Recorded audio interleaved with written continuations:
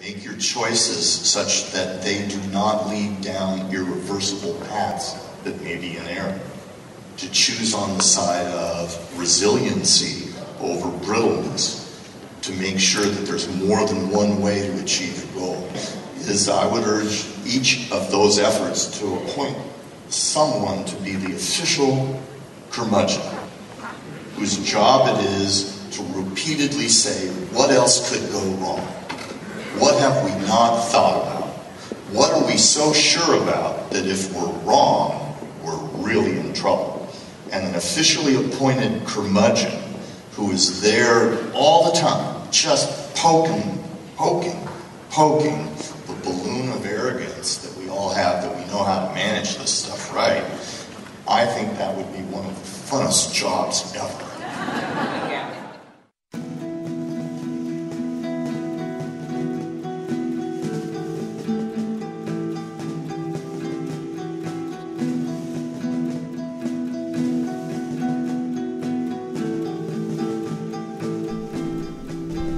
The concept of modification is one which spans human history, modification of the environment and natural surroundings.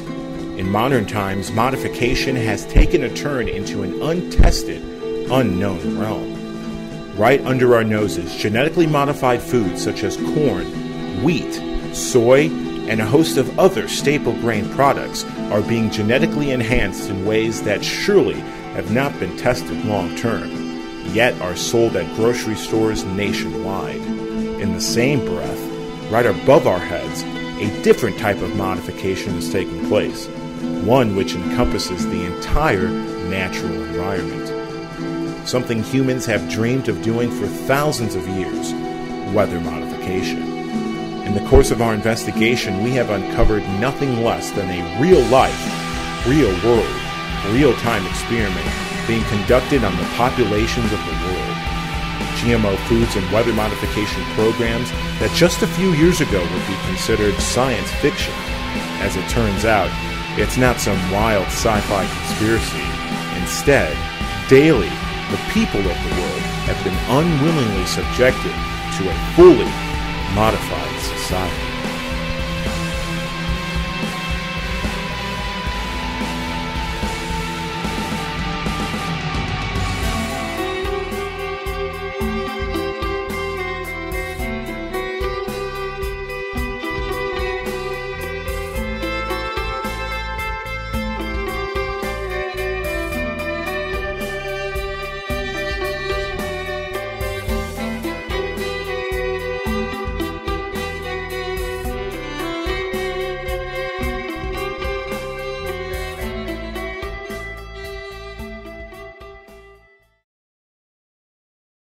Food is an essential part of survival.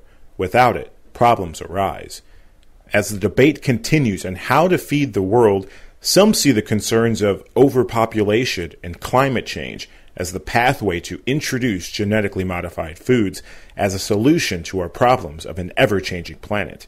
On the other side of the spectrum, a concerned citizenry advocates going back to the roots of agriculture, growing organic, stewardship of the land, and embracing modern technology to be able to provide fresh organic foods to the world. The GMO organic debate has picked up steam over the last few years, thanks to California's Proposition 37, seeking labeling of genetically modified foods.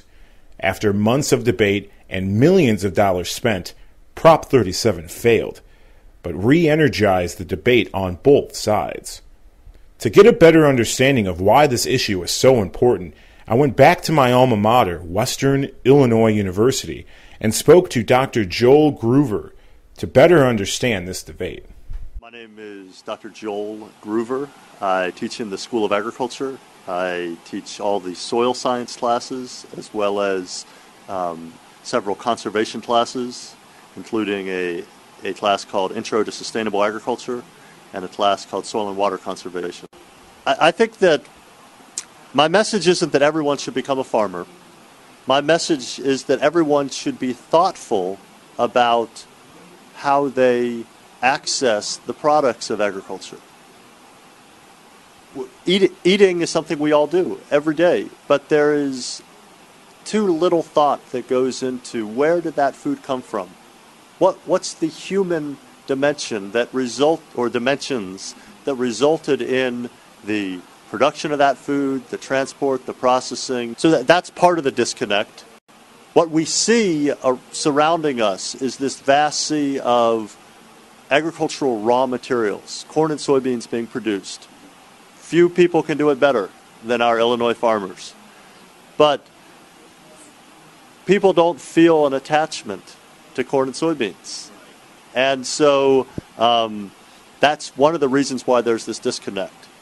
We see corn and soybeans as something that is far removed from the plate, which is true. And so some of the current initiatives where mainstream agriculture is trying to reclaim a place in the public consciousness, some of it's a little misguided. When Illinois farmers say, I'm growing your food, it's really not true. And so we need to be accurate about what we're doing. We're producing raw materials, large amounts of them, more efficiently than we've ever done it before, but we do still have significant environmental problems that we're creating. We have ethical issues, to some extent today being framed more and more by people who are not directly involved in agriculture. That creates problems when people frame the issue but aren't in the issue. It's a paradox that we are faced with right now, that the understanding of agriculture is something that to some extent requires a connection to the people who do it. There's great eloquence coming out of the mouths of people like Michael Pollan about agriculture, but it doesn't replace the direct connection of knowing that your dad or your grandfather or some relative produces crops, does it in the way that they feel is best, and they're not just an automaton in some industrial agricultural machine.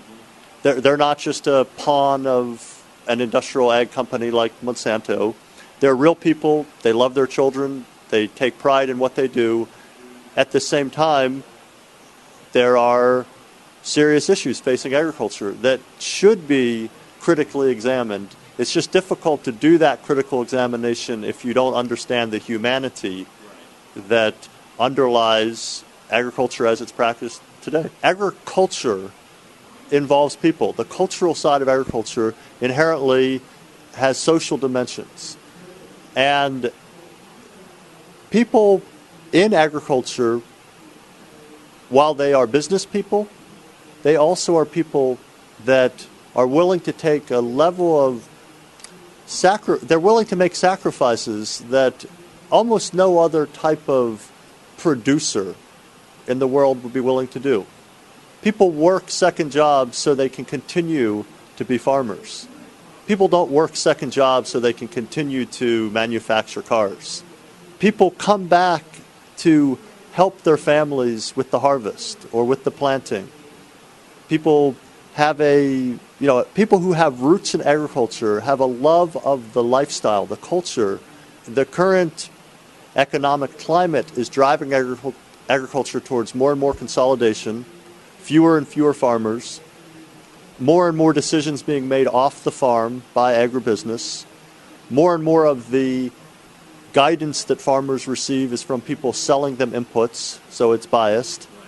And so this conflict between the culture of agriculture, the social side of agriculture, and the business side of agriculture is a fundamental conflict that I think a lot about. My biggest concern about genetic modification is that it's being driven by a smaller and smaller number of players. Those companies are developing genetically modified crops principally because they see it as a way to dominate the marketplace, to capture their market share. But principally, what the companies have in mind is market domination. That's capitalism. But capitalism works, I think, most effectively when there is competition. And these companies have consolidated so greatly that we have a lack of competition. And we have diminishing choices for farmers. I think that there are genuine debates going on about the ethics of modifying genomes in ways that we aren't completely sure what is happening. There are genuine debates about whether species boundaries should be crossed. The food chain has such a high level of GMO products in it, and we simply don't have. Most parts of the food chain are not focused on identity preservation. The whole concept of a commodity is that it's undifferentiated, and so commodity crops generally are not identity preserved. There's little being done to keep one batch of soybeans from mixing with another batch of soybeans. Those are important issues, but in my mind, the biggest issue is the market domination, because it is antithetical to sustainability. Sustainability requires choice, it requires competition, and we are losing choices, we're losing competition, and I don't know whether antitrust legislation is the answer. I think that we need to have limited interference in the marketplace from government, but we need to have the right regulations. We need to have fair regulations that allow the marketplace to function, and I think we are unfortunately moving towards a less functional marketplace because such a small number of companies have such market power or market dominance. After getting a better understanding of the human connection in agriculture, I sought to learn more about GMOs. Why are genetically modified organisms so popular among sectors of the scientific and corporate world? Can GMOs really be helpful? Can they produce food at a quicker rate? And is it safe? To find out, I flew out to Northern California and spoke with a professor from the University of California, Davis. My name is Kent Bradford, and I'm a professor here in plant sciences at UC Davis. I'm also the director of the Seed Biotechnology Center in the College of Agricultural and Environmental Sciences here at UC Davis.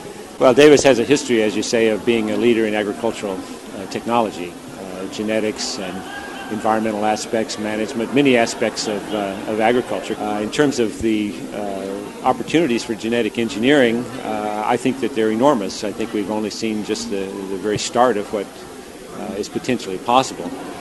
In fact, California is certainly not the biggest adopter of the products that we have so far. That is, the primary products that are available are in soybean, corn, cotton, and canola. Those are the major products. What the modern techniques enable us to do is not just bring wholesale changes from other species or from other crops, but in fact target very specific changes that would improve performance or properties that we want. Crops resistant to glyphosate or Roundup, which is fortunately one of the safest agricultural chemicals we have. That is, it's very effective in killing weeds and other plants, but it's extremely low toxicity to most other things, fortunately.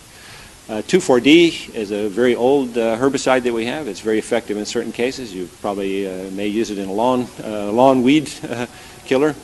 But if it's not manufactured properly, and in the large scale that it was being manufactured during Vietnam, there are adverse chemicals that can be in there, dioxin for one, that was particularly bad. Personally, I think we need more options. That is, the high reliance now on the few products we have that use glyphosate resistance has in fact leading to problems. That is, some of the weeds are becoming resistant.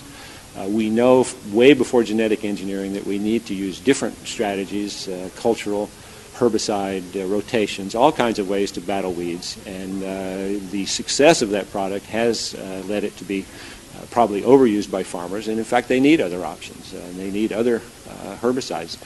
Whether 2,4-D is the one, it does have some issues. It's a very broad spectrum, and it can affect other crops and so on. In terms of public safety, all of these products are thoroughly tested by the EPA, and they're not released unless they can be used in a safe and reliable way. What we see down the pipeline are even much more important products, I think, which are those that would, for example, enhance tolerance to water stress or to the variability in water availability, to increase the total productivity, that is enhancing the photosynthetic capacity, the ability of plants to actually produce carbon or fixed carbon. Many of these achievements or scientific approaches have already been shown in proof of concept, and we just need to be working toward enhancing them and enabling them to be used. In fact, we collaborate with many companies. We're members of the Agricultural Experiment Station, whose mission is to interact with our agricultural industries, and certainly seed suppliers and input agricultural suppliers are important to that. So I would say that, in fact, my view is that those groups should, in fact, be contributing much more. That is, why should we not ask those groups who benefit from scientific and technological advances to help pay for them? And working with those companies who are the ones who are integrating new technologies into the seed is exactly where we should be. That is, the seeds are the microchips of agriculture, in a sense. That is, that's the intel inside of agriculture, because we can embody many improvements genetically, deliver it through a seed, which means we do not have to deliver it in other ways, that is, after the fact through pesticides or fertilizers or other ways. So in fact, I think that it's the appropriate strategy that our high technology, in fact, interacts with those who will then incorporate that into varieties that are made available to farmers and enhance the overall productivity. If you walk down the cereal aisle or the packaged food aisle or many of the processed foods, you will find that a large fraction of those would contain some products made from genetically engineered foods. For example, anything that uses cornstarch, corn oil, soybean protein, and so on. That is, those commodity substrates for processed foods largely come from genetically engineered crops, because in the U.S. About 90% of those crops are genetically engineered. But if you go down the produce aisle, the vegetable aisle, and fruits, very few. A few papayas and sometimes some squash, maybe some sweet corn. That is, it's very biased in a sense that if you eat mostly out of the vegetable side of the market, you won't be getting very many genetically engineered foods. If you eat mostly from the cereals and processed food side, then you will, but not in a direct form. That is, it's only as sugar or starch or those very highly refined processed products, which in fact, because they are refined, it really doesn't matter whether they come from a genetically engineered product or not. That is, it's starch, it's sugar, it's the same product no matter where it came from. Well, drought resistance is a huge target for all agricultural developers now, I think, and breeders. We know that we will probably be seeing more drought, or at least more variable rainfall, even in the Midwest. There are some products already being introduced and tested. My understanding is that in the recent droughts that we had, in those tests, that they did show advantages, somewhere around 7% or so yield increases due to some of those products. I have a colleague at UC Davis, Eduardo Blumwald, who has developed crops that can show fairly remarkable resilience to drought. That is, they can suffer pretty extreme drought, and then when rainfalls come again, recover and go ahead and make decent yields. Certainly, anytime you have water stress, you're going to lose yield, but the key point is, do you lose everything or get 30 or 40% of the projected yield, or can you recover 60 or 70 or 80%? And this makes a huge difference, and it would make a huge difference around the world. So contrary to what many people would say about how complex that is as a trait, it certainly is.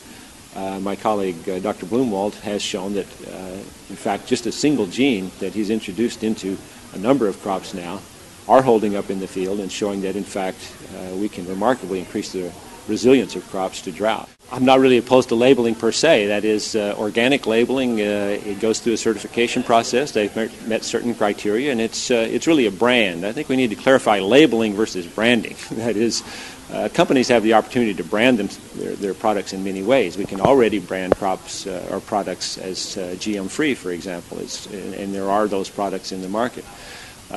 What I did not agree with is to include that as a mandatory label on a product for no reason except that a certain group feels that they would like to know that. Now, certainly consumers have a right to know what's in their food when it's relevant. Now, if in fact food producers or supermarket chains or whoever decide that they would like to label those products, they can certainly do that. I'm still opposed to making it mandatory because I don't see that there's that significant a difference, again, between whether they're genetically engineered or they're modified in other ways. How many things about how food is produced could we eventually add to that label? Many people might want to know, well, how really was it fertilized? Was that harvested by a machine or was it harvested by a person? Was it union labor or was it not union labor? In other words, there's all kinds of things that certain groups might feel that they would want to know about their food. So unfortunately, yes, I believe Europe made a wrong turn early on, and unfortunately, the consequences of that are going global. That is, Europe has a lot of influence on areas such as Africa and other parts of the world that, in fact, could enormously benefit from things that genetic engineering could bring if allowed, such as drought tolerance and improvements in disease resistance and other things that should really be non-controversial. And so Europeans can afford to do what they want, but exporting their anti-GM technology around the world, I think, is inappropriate. The current status quo is causing much more damage. In other words, I'll use another analogy. What would be the morality of saying, well, we have a vaccine for the disease that you have, but we won't let you have it because there's some fraction of a possibility that some people may have a bad reaction to it. This is a fact. Every vaccine we have, some people are sensitive to it. But in 1 in a million, we're willing to take that risk. With genetic engineering, many groups are not willing to take any risk. In other words, the pure precautionary principle that many cite wants zero risk whatsoever, no matter what the consequences of not employing that technology are. So how can we stop, not use the polio virus to stop a known problem on the possibility that sometime in the future there might be possibly some negative. I mentioned also that these are in crop plans. This kind of idea that, well, once we do it, it's a total commitment, we'll never go back, that's not true. We change varieties all the time. If it turns out that some consequence of a particular product we don't like, we just quit using it, just like we do anything else. That is, this is not a once-and-for-all thing. If we were to enable the scientists to really use this technology with proper safety concerns, of course, everything needs to be tested, but if we were enabled to use that, then we would have at least a chance of keeping up with the climate change, the population increases, and so on that are coming down the pike. We need to double food production in the next 30, 40, 50 years in the face of diminishing resources and climate change. And to tie our scientific hand behind our back in this field of food while allowing it to go forward in every other area of technology is not a future that I envision. Overall, I think the benefits greatly outweigh the potential disadvantages because so far none of those have actually materialized. As GMOs continue to cultivate onto the nation's farmland and into our grocery stores, concerned Americans worry that consumption of genetically modified organisms could pose lingering effects not only on humans, but to the soil as well. What do you have against GMOs? What concerns you the most about genetically modified organisms? What concerns me is that they take genes from bacteria and viruses and inject them into plants with unknown repercussions. These genes that have taken millions of years to develop to encode for specific proteins are being messed with on this molecular level. We have absolutely no idea what we're doing. There's no way to control it. We don't know what the repercussions are going to be. And I'm really disappointed that our generation is to blame for releasing something like this. What concerns you the most about genetically modified organisms? What concerns me the most about it is the government and Monsanto lie about the effects of GMOs. What they do to people in the mid-90s when GMOs became very prevalent, the rises of diseases, autism, diabetes, cancer, heart disease, obesity, all are a direct correlation to the rise of genetically modified organisms. What did you study in college, and what is it about drought? They say drought-resistant seeds help produce a stronger yield. It helps produce food during a drought. It would help feed the world during climate change. What do you say to that argument? As an agronomist, I'm familiar with ATRA. If you are interested in finding out the science about organic versus conventional, check out ATRA Organic. They have some scientific studies in which they showed that organic farms in Central America and South America have been able to produce a yield in whenever there's extreme climate conditions, like in hurricanes and stuff like that. You can still produce food from your organic farms, whereas your conventional farms, which have no real soil stability or environmental stability, they just collapse and they don't produce anything in these. So, and the answer to drought and acidic soil is not making crops that are resistant to that. It's adjusting our own style and listening to the earth and listening to what the earth wants to grow there. So if we have acidic soil, then we need to grow blueberries or acidic-loving crops. If we have drought, then we need to start growing plants that are more resistant to drought, like rye and oats and stuff like that, and get rid of the wheat. It needs to be more intensive for the area, micromanagement. I do not believe in altering seeds in any way possible. All seeds should be heirloom. They should not be altered in any way possible. It's been proven that Monsanto crops, when they are planted, over a period of years, their yield decreases and more fertilizer is increased. And it will be proven the same with drought-resistant seeds. And Monsanto will have the certain seeds that are resistant to their herbicide sprays, so the farmers have to buy seed from them. Then they have to buy the herbicides and pesticides from them also. So it's kind of a monopoly, for one thing. There's a chemical Monsanto's been talking about, 2,4-D, which was used in Agent Orange, and they add it into their Roundup Ready Extends, and it goes into the food supply. In turn, we eat it. How damaging, from your research, are these chemicals that they put onto the soil that are supposedly trying to kill weeds? So they're in the business of death, first and foremost. That's what these chemicals do. They were originally made to be used in war, like in Vietnam, and before that World War II, and after Vietnam, when they ran out of people to sell their chemicals to for killing people or for killing plants out in Vietnam, they turned to the agriculture market, and now they're putting these chemicals on our soil. And as far as persistence goes, well, they're there forever. And there's even studies that show that the GMO genes, that as we don't know what the repercussions from those are, they're showing up in soil-borne organisms, and those things work their way up through the food chain. The chemicals they use, the pesticides and herbicides,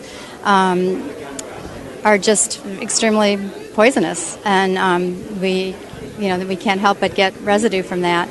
And that most of the grain, the corn, is fed to livestock, and then we in turn get that residue in the meat products we buy. And basically, as these smaller organisms consume the plants that are sprayed with the herbicides and stuff like that, and those say they're resistant and they survive, but they have contaminants now in their body, the birds then go and eat that, and the animals that eat the birds or so forth, it climbs all the way up the food chain to the humans, and these aluminum and heavy metals and toxic substances accumulate in us, especially whenever we consist our diet mainly of animals and stuff like that, which is why we need to eat more plants. Genetically altering the food I eat, to me, just sounds wrong. I mean, despite even, I've read scientific research on it too, but just basically it does not sound right to me. I mean, I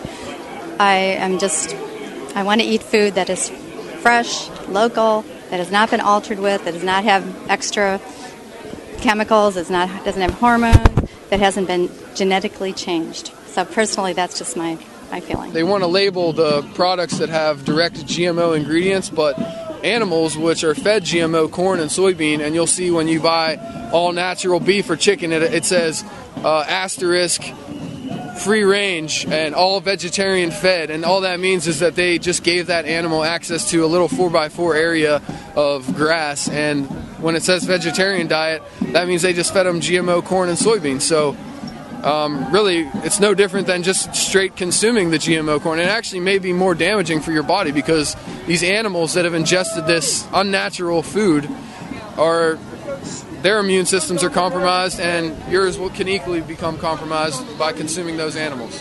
When Proposition 37 came up in California, you can see that the number of companies, well, it's hard to see, but the number of companies who supported that fight by donating money so that that Proposition 37 would not pass. You can see there's major companies, Monsanto, of course, PepsiCo, Coca-Cola, and then some companies which I was really shocked. Cascadian Farms, R.W. Knudsen, Silk. I was really shocked to see those supposedly organic companies that did not support, going against the GMOs. And then there's a list of companies that did work towards, getting that. So you got to be careful what you buy. If you've got to buy with the companies who are doing the things that you believe in and boycotting the other companies. Why do you feel entities like the USDA or the FDA aren't doing anything? They say, oh, we want to do food safety, but in reality, they're not. Well, the FDA and the EPA and all these government organizations are pretty much run by money, let's say that first and foremost. And Clarence Thomas, who wrote the deciding decision on the Supreme Court case which gave them the right to own life, used to work for Monsanto. That's just one example of the ability of these companies to get on the inside and control these organizations that are supposed to represent us, the people, and it's time that we took them back. That is extremely concerning to me, that basically a chemical company can have that much say in American politics and government. To me, it's just really alarming. You're standing right behind the White House. Why hasn't the president, why hasn't Congress done anything against Monsanto? They play the hand of, we're trying to do something on food safety. Yet, there's a lot of concerns about GMOs and very little testing done on the health effects of GMOs. Why hasn't the president, why hasn't Congress done anything to look into GMOs? Money. That's the bottom line. Money. The lobbyists are rampant in Congress. President Obama has appointed Tom Vilsack, Secretary of Agriculture, former Farmer of the Year in Iowa by Monsanto. He has Michael Taylor as his food czar, who is an executive from Monsanto. He has Elena Kagan on the Supreme Court, who has written a brief in support of Monsanto, and we have Bowman versus Supreme Court going in a couple of weeks. She will not recuse herself. It's about money. They're all in this together. The public outcry has grown louder and louder over the last few years, expressing their concerns over the safety of GMOs, and more specifically, drought-resistant seeds. But are they that harmful? Can a drought-resistant seed produce food with little to no water at all? I decided to find out while attending the USDA Agriculture Outlook Forum just outside of Washington, D.C., where I was able to speak with professionals in the industry. Julio Alceo, how has drought-resistant seeds changed in the market? What type of trends do you see drought-resistant seeds going in the next year or next few years if the drought trend continues in parts of the Midwest? And for the CME side, for weather derivatives, how could a farmer or a trader looking at, say, potentially another current drought trend, how could one manage weather derivatives for a farmer if they want to protect their farmland from another terrible drought season? I can take an initial crack at that. This is an area of very active debate among crop scientists and others, in particular for corn. Are our GMO varieties with the stack traits in particular much more drought resistant than the varieties that preceded these stack trait hybrids. My own view from the research that we've done is that while that technology has certainly contributed to our continued growth in trend corn yields, that their impact in terms of drought tolerance is fairly small. Evidence of that would be we have a crop weather model that we use, and in fact, our predictions with that model based on data for the last 50 years were too high without taking into account any changes in trend due to drought tolerance. So I don't think the evidence is very convincing that our current hybrids have all that much better drought tolerance than they had, say, 15 or 20 years ago. We may have seen a bit of an uptick, a small uptick in the rate of growth in corn trend yields, but I don't think it's been large. We're not going to get to 300 bushels per acre anytime soon. On the other hand, science does progress, and I think that you can be more optimistic as you look further down the road with some of the genetic technologies that are in the laboratory and starting to be field tested, that maybe we can see some more progress as we look down maybe a 5, 10, 15-year horizon into the future. The problem with drought tolerance is that it's incredibly difficult to pinpoint the changes in the plant to make it more drought tolerant, because just like last summer, if you get a 2 or 3 week blast of scorching heat in just the wrong period, and that's not the time period that you've timed your drought tolerance characteristics in the corn plant, it's worthless. So it's very hard to make a general change in the plant genetics that will make it more drought tolerant. I would just add there is some technology out there, right? So it's coming out, it's adopting. You hear statistics around 6 bushel per acre, 10, 12, depending upon how you do your math. Yield increase when in drought stricken areas. So I think that, it's like many of the technologies that come, it's going to come. I think that they will figure out a way to do it, and it solves two things at one time. It solves a growing need for food, and it solves the water resource relative to that growing need for food. So if it can get done and if it can be effective, I would say it will be good.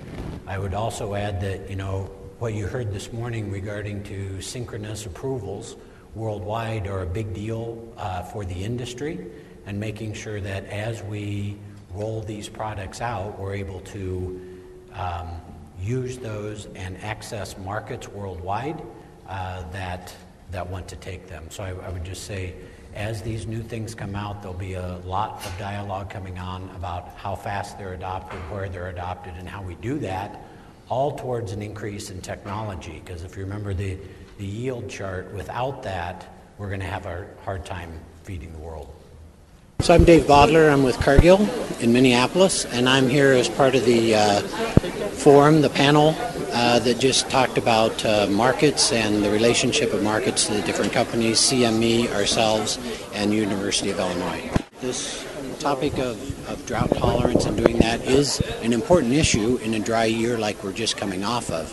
This will be a big issue relative to the crop we just got done with, and if we have adequate rainfall, a drought-resistant crop will be less important. But as we encourage crops to go west on corn production, drought tolerance in those areas will be important for the producer to be able to reduce their risk of a crop failure.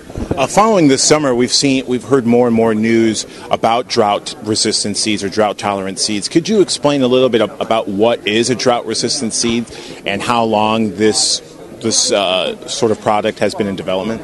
Yeah, it's a seed that grows a plant that in a stressed year requires less moisture or performs better in a dry year, that protects them against that. So this is technology that's coming out through genetic engineering. It's technology that the farmer is very interested in because it reduces his or her risk in planting. So it's coming out, it's to protect in the bad years, and the good products will come out without any drag on good years when they do have adequate moisture, that they're still able to have their high-yielding crops in those years as well. What is the difference, say, from a drought-resistant seed compared to a regular or organic type of seed? Are there differences? Are there any similarities? So it's a seed to grow a plant that uses less water. Yes, it's most of them that are coming out are genetically engineered, whether it's genetically engineered or a hybrid has also created a lot of solutions for farmers around risk protection and increasing yields. So it's one of the many things coming out to the farmers to be able to increase production. So it is in a different area than the organic space, and it'll be a choice for what the farmers intended to plant. Some may be concerned about drought-resistant seeds or genetic engineering of food, that it may be unsafe to eat. What's the other side of the argument? How safe is genetic engineering of food, and what type of trend will we see genetic engineering of food in the future? I think that the important thing is that we keep the conversation and the facts fact-based. So if we use science and fact-based, that's going to be the key to make sure that we have good products out there for people to use. And then finally, looking at the drought, if Lord willing, we don't have a drought and things go back to relative normal, will there still be a market for drought-tolerant seeds? And if not, what will a bounce back be? Since it's hard to predict what the next year will be, there'll probably be some market for that. When it's resonant in the producer's mind from last year, there's probably a hotter market than there'll be after 3 years of great crops. If it's at a big premium to plant, you'll probably see less participation. But they've all been through a drought one year or another, and they'll respond. It's clear that both sides will agree to disagree on this subject. Yet, where's the government? What's our elected officials and those in the administration stance? Are they listening to the concerns of the public or listening to the guidance of the agriculture industry? An executive from the United Nations saw GMO seeds as one alternative to feed third world nations. Now, there are food companies out there like Monsanto or Cargill, Pioneer, Dow, where they're actually going one step further, producing seeds for corn, soy, wheat that are resistant to drought. Do you see that as something being beneficial to help farmers, and not just here in America, but throughout the world, be able to produce food despite the drought? Yes, we need seeds which are drought resistant. We need it. But it's not the only response. It must be holistic. The response must be holistic. As I have said, the vulnerability to drought is about, in many cases in Africa, is about rural poverty and desertification. If the land is degraded, you're likely not to make much out of your drought-resistant seed. So the response must be global, it must be holistic. And of course, research to have improved seed are part of it. U.S. Representative Tim Huelskamp embraced genetic modification when I posed the question to him. Would you be in favor of labeling non-genetically modified foods compared to genetically modified foods? There's been a big debate going on. Monsanto has been a big lobbyist in Capitol Hill to restrict the labeling of genetically modified foods. Are you in favor of giving the people a choice to wonder what is GMO and what's non-GMO? Well, a lot of times and I'm a farmer myself, and they use those products, and I think they are perfectly safe. And there's obviously some environmental groups that use scare tactics about that, and numerous others. So, but I'd say let the market. If folks want to see that and they want to pay a lot more for organic, I mean, they will have that identified. And but most of what we use has been genetically enhanced at various times. I mean, the ability of folks in particularly environmentalist movement to misuse and mislead folks. I'll give you a perfect example of that is this issue of lean, finely textured beef. And you might have heard about that. Folks, we because of misinformation coming out of one television outlet, I think it was CBS News, ran 30 consecutive stories that was full of bad science, misinformation. In my district, they eliminated 250 jobs and said, go home. And they shut down a plant. There were 4 plants around the country. I'll tell you today, lean, finely textured beef was the safest beef you could buy in the entire country because of the innovative process by which they killed E. coli. But don't let science get in the facts, folks in Washington and many of these movements. And so everything needs to be fact-based, but let consumers have those particular choices. And recently, Montana Senator John Tester was vocal on the Senate floor in his stance against Washington favoring the agriculture industry. It's time to highlight the need for greater transparency and openness so voters can hold their elected leaders accountable and for what happens here in Washington, D.C., and to just know what's going on. The second provision sent over from the House tells the USDA to ignore any judicial ruling regarding the planting of genetically modified crops. Its supporters are calling it farmer assurance provision. But all it really assures is a lack of corporate liability. The provision says that when a judge finds that the USDA approved a crop illegally, the department must reapprove the crop and allow it to continue to be planted, regardless of what the judge says. Now let's think about that. The United States Congress is telling the Agricultural Department that even if a court tells you that you've failed to follow the right process and tells you to start over, you must disregard the court's ruling and allow the crop to be planted anyway. Not only does this ignore the Constitution idea of separation of powers, but it also lets genetically modified crops take hold across this country, even when a judge finds it violates the law. Once again, agribusiness, multinational corporations putting farmers as serfs. It's a dangerous precedent. Mr. President, it will paralyze the USDA, putting the department in the middle of a battle between Congress and the courts. And the ultimate loser will be our family farmers going about their business and feeding America in the right way. Sunshine Week shouldn't be show and tell, Mr. President, and slipping corporate giveaways into a bill at the same time that we call for more open government is doubling down on the same policies that created the need for Sunshine Week in the first place. That's why I've introduced 2 amendments to remove these corporate welfare provisions from the bill. Montana's elected me to go to the Senate to do away with the shady backroom deals, to get rid of handouts to big corporations, and to make government work better. We still have many challenges in front of us, and I commend the leaders of the Appropriation Committee for their commitment to working together to bring us on a plan we can vote. But these 2 provisions undermine our good work to support family farm agriculture. These provisions are giveaways, pure and simple, and will be a boon worth millions of dollars to a handful of the biggest corporations in this country. They deserve no place in this bill. We simply have got to do a better job on both policy and process. But what about USDA? Should they look into the safety issues of GMOs? Or were the activists correct and the USDA will side with the agriculture corporations? I decided to ask Secretary Tom Vilsack myself in the middle of his press conference. Mr. Secretary, you mentioned about the drought, your concerns about the drought, especially in the Midwest. With drought-resistant seeds being discussed more out in the open, how will USDA go forth with drought-resistant technology? And secondly, huge concerns throughout the country on the safety of GMOs for human consumption. What can USDA do to address those concerns? And similar to the USDA organic labeling, could we see someday down the road a USDA GMO labeling to address those concerns? Well, you asked a lot of questions there. I'll try to answer several of them.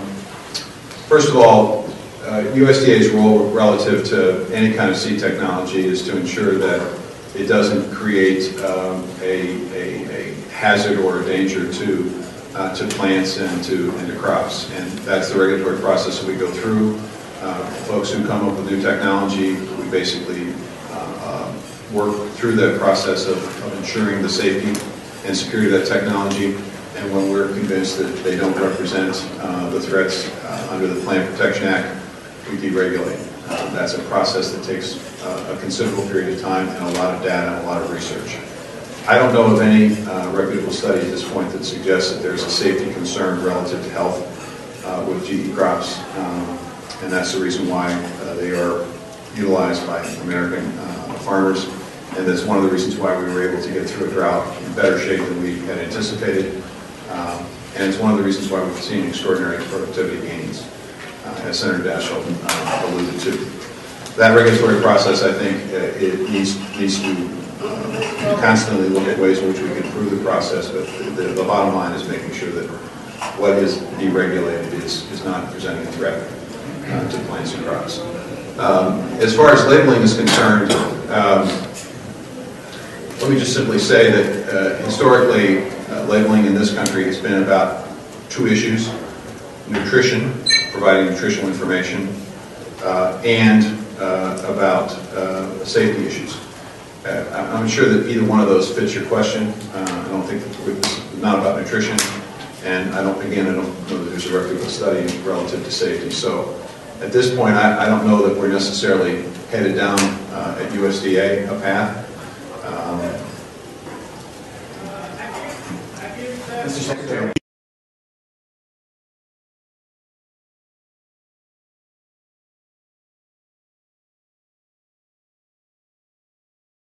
All the changes that are taking place to agriculture, to our communities, the ocean, and so forth, then we're just ignoring what science is telling us. So I will be a passionate advocate about this, but not based on ideology, based on facts, based on science. And I hope to sit with all of you and convince you this $6 trillion market is worth millions of American jobs and leadership. And we better go after it. We need proactive solutions. We need strategies to manage and mitigate climate change and the impacts of climate change. The majority has to deal with this question. It cannot be ignored. The Safe Climate Caucus has challenged the majority to a floor debate on climate change. We look forward to that opportunity. And for the sake of the Colorado River, that debate needs to happen. Yield back. Changes in the world's climate are at this point inevitable. It's already happening and affecting our communities, and we can expect these impacts to intensify and accelerate as climate continues to change. In my view, we need to accept these facts and modify our behavior to prevent these effects from becoming cumulatively catastrophic. We can make better choices now to prevent a disaster later. But looking at the likelihood of these extreme weather events, that's something domestic constituencies can relate to. They can relate to poor people waiting for aid to rebuild or recover after Sandy. There's still hundreds of thousands of people displaced from Hurricane Katrina. And people have a natural sympathy and let's do something. Let's prevent this from happening. President Obama's right up the street here, and if he takes strong executive action using his regulatory and administrative powers, that can change the equation for the polluters, where suddenly it now makes sense for them to come up to Congress and to start working with us rather than just operating by the principle of the Stonewall. The debate rages as climate change, along with genetically modified organisms, have become the hot-button environmental issues.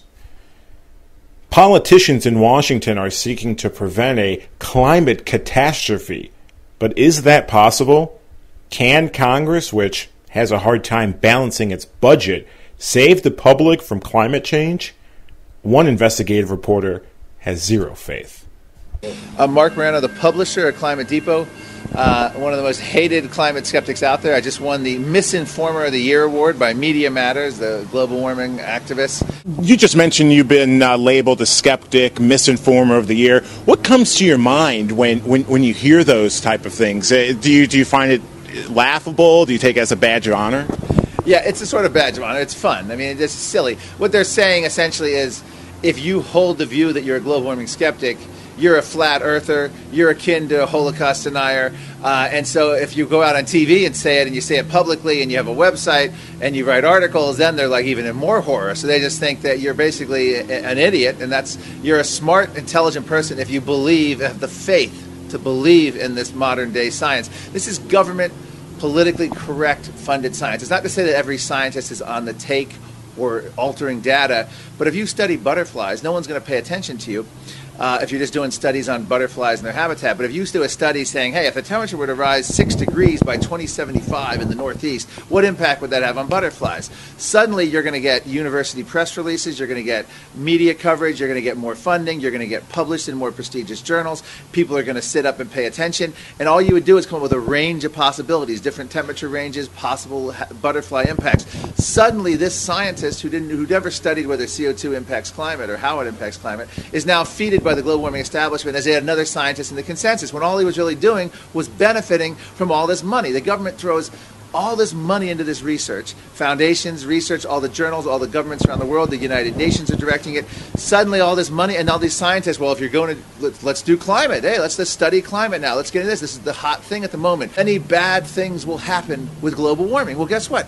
Bad things happen all the time with weather. So now every time a bad thing happens, as you would expect it to do, it's further proof of their theory. There's no way to falsify the theory anymore. One scientist said it's now akin to the predictions of Nostradamus, where there's these cryptic messages. We now have the Mayan calendar. This is what it's basically like. It's the end of time with the Mayan calendar. James Hansen, NASA's lead global warming scientist, is practicing his own form of a Mayan calendar. In January 2009, he said Obama had 4 years left to save the Earth. Guess what? It expires, I believe, tomorrow, that 4 years that he gave Obama. So we have our NASA scientist issuing his own Mayan-like end-of-the-world calendar. The global warming movement picked up a lot of steam, and it seemed like there was going to be consensus on some sort of treaty at the United Nations conference in Copenhagen, Denmark. And then the events of ClimateGate, as it's now known, really derailed everything. You're in Copenhagen. What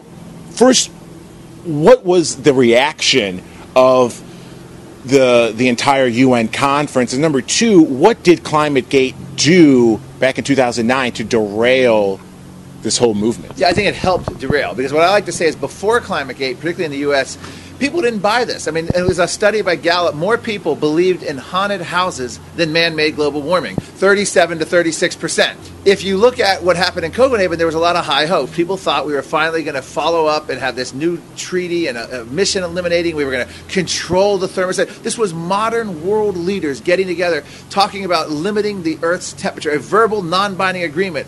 That's what they ended up with, to limit the Earth's temperature to no more than 2 degrees Celsius rise. Imagine, and then we laugh at witch doctors and we laugh at the ancient people who thought they could control the weather or slaughter people to control the weather. Here we think that acts of Congress, the United Nations, can control the Earth's thermostat. So in Copenhagen, Obama showed up, strolled into a room, tried to make something happen. Then he had to hightail it out of Copenhagen because there was a huge blizzard hitting Washington, D.C., which, of course, is consistent with what they predicted, even though they never predicted blizzards and extreme cold. But, hey, any weather event's consistent because it's because they said there would be big storms and records broken. Well, records are broken all the time. Obama was actually given a large share of the blame.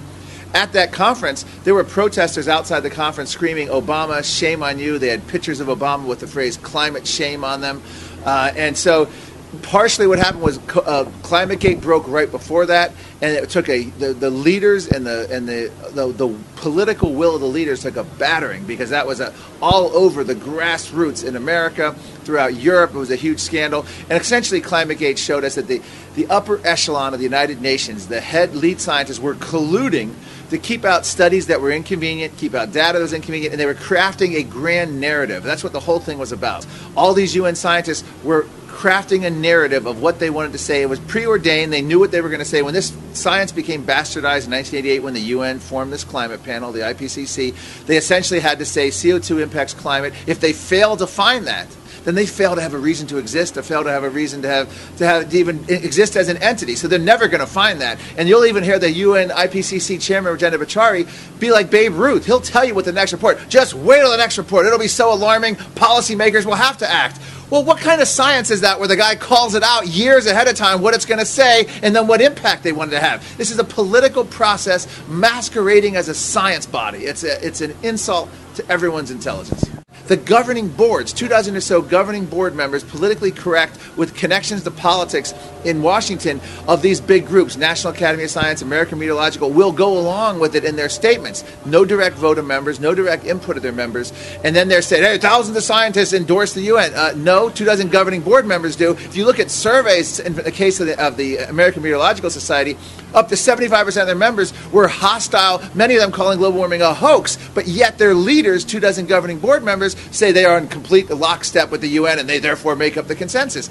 It's a con. If Congress wants them to say global warming is a problem, by golly, Congress has paid them to say it. This is no longer science. This is politics masquerading as science. You've gone to a lot of these UN climate conferences. Explain to those who think these conferences are just serious negotiating talks. You mentioned you've gone to Rio de Janeiro, you've gone to Cancun, you've gone to all these different exotic places. Why do they have these conferences in exotic locations, and what are they all about? For the same reason I go.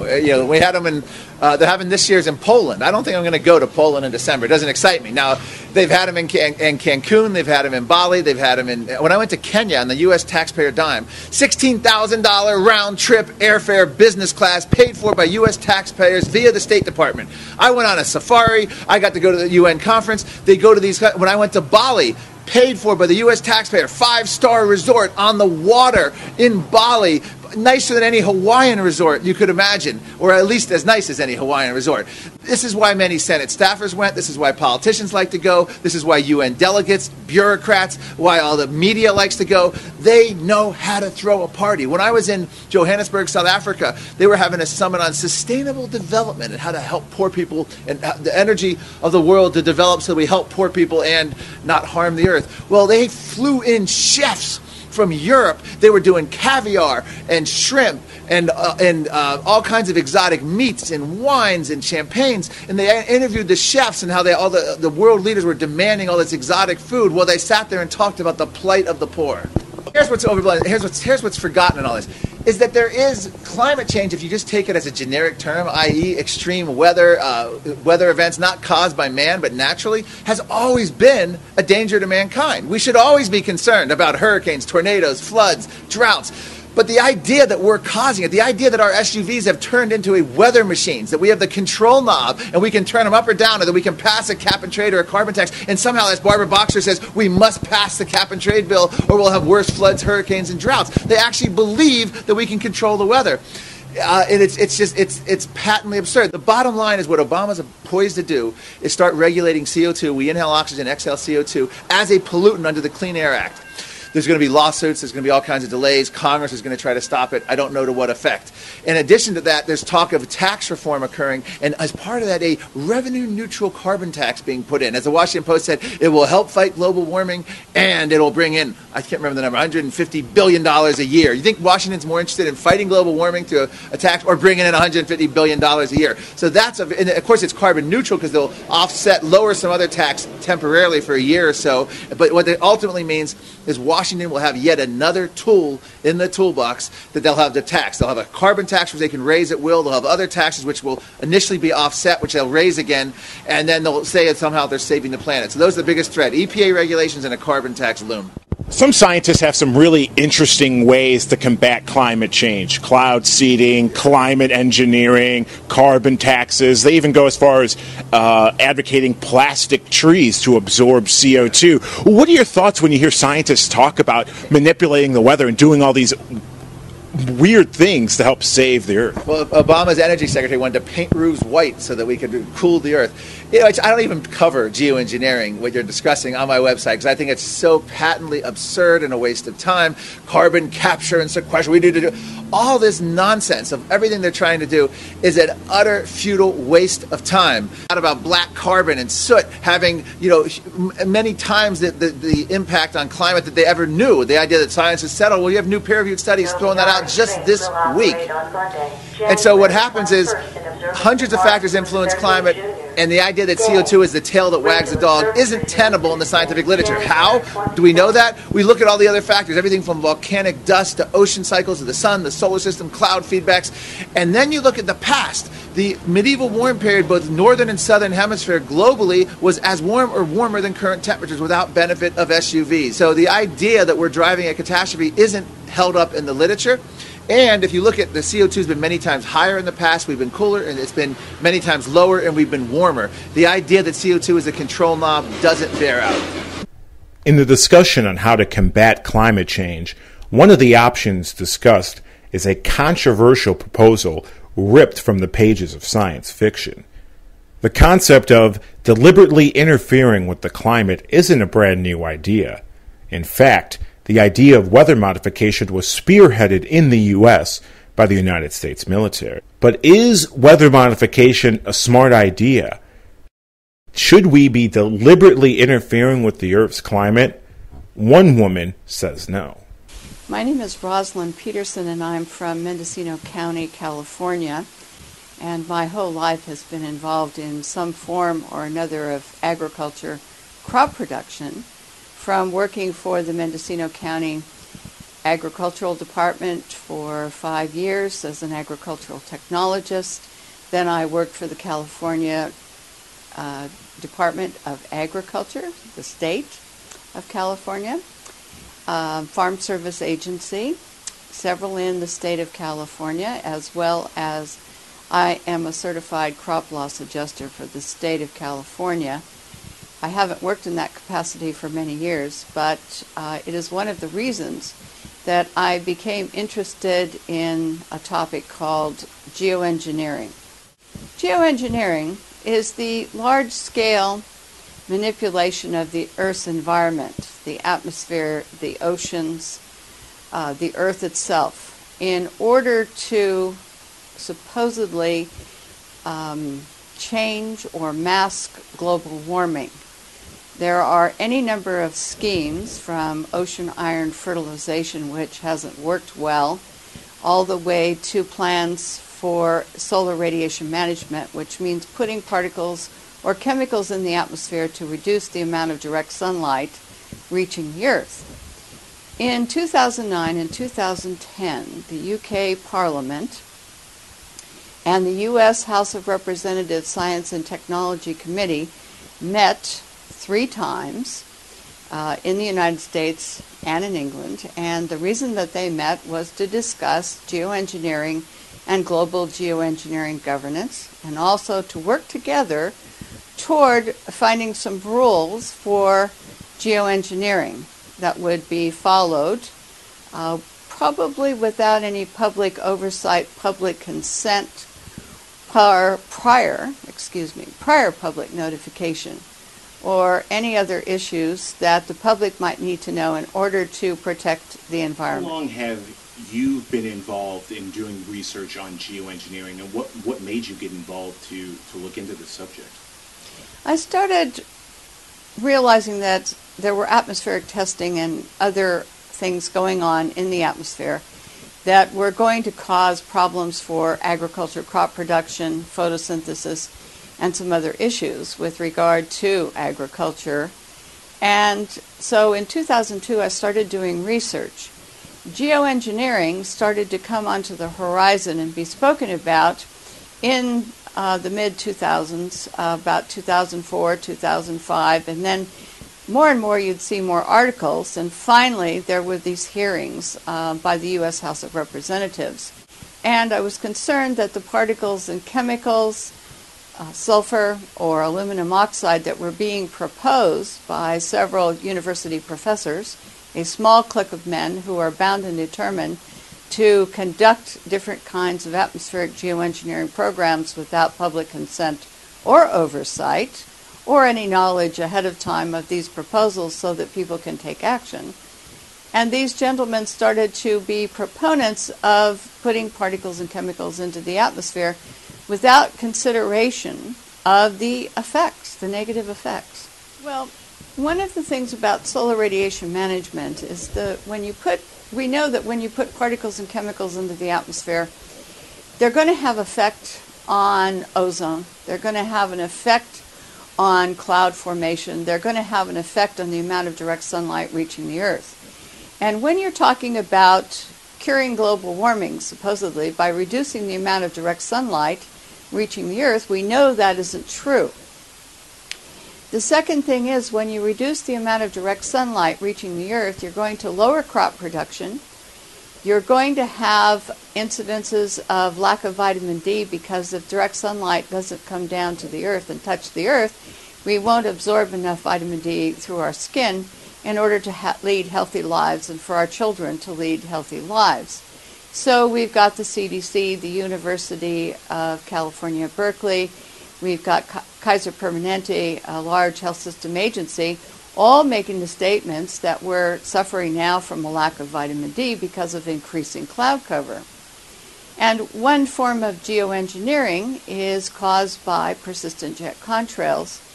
And according to NASA, these contrails turn into man-made clouds. They're composed of jet fuel emissions and water vapor, which is a highly potent greenhouse gas. And the aviation impacts are reducing the amount of direct sunlight through haze and man-made cloud cover. And when you reduce the amount of direct sunlight, and you increase the clouds, you not only change the climate itself, but what you do in this type of geoengineering project is that you reduce the sunlight reaching the earth, you have lower solar panel power production, you have a lowering of crop production because direct sunlight causes plants to grow healthy and strong due to the photosynthesis process. You begin to also exacerbate global warming in areas like Alaska and the Arctic because with clear skies, heat will evaporate away from the earth. But when you put in man-made cloud cover, according to NASA and Stanford University studies and other research, you are beginning to trap the heat and you make certain areas warmer, and so therefore they artificially warm. And this impacts our climate and it changes the Earth's atmosphere enough so that we're seeing the direct effect of climate change already from aviation impacts. In addition to those impacts, we have weather modification programs, about 66 of them ongoing in the United States, and about 169 ongoing worldwide. These programs change local weather conditions, they change the climate, and they're either ground-based or they use small planes in order to initiate these type of weather modification programs. Private corporations, private individuals, even myself, if I hired a weather modification company, I could enhance the snowfall somewhere, wherever I wanted. Now, California, Texas, Idaho, Colorado, Kansas, New Mexico is being impacted by weather modification programs in the country of Mexico, and also from the Texas weather modification programs. A lot of states are involved, and one weather modification program can change and be implemented over 186,000 square miles. These are huge in scope and dimension. David Keith and Ken Caldeira, professors from different parts of the country, talk about using sulfur. Well, they took sulfur out of diesel fuel a couple of years ago in California because of asthma and acid rains that impacted our forests. And yet, they turn around and say, well, we could add sulfur to the atmosphere. Well, sulfur has reproductive toxicity according to the California EPA. Sulfur exacerbates asthma in children, causes acid rains, causes streams and rivers to acidify. And we're talking about putting sulfur into the atmosphere in geoengineering schemes. One is upcoming this year for 2013, I should say. For New Mexico, they want to conduct, David Keith wants to conduct a project there, but doesn't want to tell us when for fear that we may object in advance and he might not be able to conduct the experiment. So this is where we have a problem with allowing atmospheric experiments, and also understanding that tree decline just isn't a function of one thing, bugs or drought. It's a function of many things that are going on atmospherically. They don't want the public to have any invite into the conversation on this. And this is where we need to take action to have an invite into this conversation and to set the rules or to say no before these programs are implemented. And when someone tells me that they want to play God with our environment, but they don't want any rules or any restrictions, and they want to do it in secret, then I have growing concerns, because I think it's just for prestige and to make money. I don't know that necessarily it's going to benefit you and me and my grandchildren and other people. Is Rosalind correct? Do geoengineers want the public to be unaware of their climate-changing programs? Does geoengineering and weather modification pose a significant risk to the public and environment? And are these programs given full consent from government? While covering the Climate Forward rally in Washington, D.C., I posed that question to Rhode Island Senator Sheldon Whitehouse.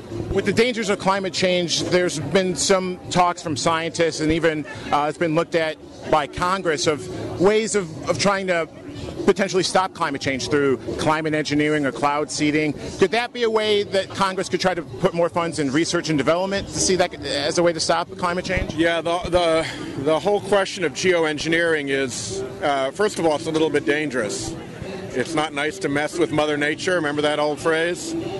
And the second thing is that geoengineering misses half of the problem. It misses the ocean half of the problem. An enormous amount of the carbon that we emit gets absorbed by the oceans. The oceans just chemically become more acidic as a result. And you can try to offset the temperature effects of our carbon pollution. But if the ocean continues to get acider and acider, it's going to be more and more challenging for our planet and for our species. What about the president? Would his administration endorse a geoengineering program? Various university scientists are considering techniques such as climate engineering, cloud seeding as a way to help prevent extreme weather. Is that something the president may look into with research and development? On the geoengineering side, this climate engineering side, look, there's something that people have been talking about for a while. This idea that if you can't stop adding to the greenhouse gas layer that traps heat inside the planet or inside the atmosphere, you might take steps to block some of that heat from coming in the first place. It's an extreme set of measures. I think some people would like to pretend that set of options doesn't exist. Others would like to see more activity on it so at least we understand it, both technically but also internationally, so that one country doesn't go ahead and do it by itself. Right now I think sort of institutions on the periphery of the government are taking the lead on this, the National Academy of Sciences, for example, and others. But I wouldn't expect to see a large push from inside this administration. It would raise an enormous amount of controversy. Now that the senator admits Congress has looked into this issue, what about government organizations that deal specifically with weather?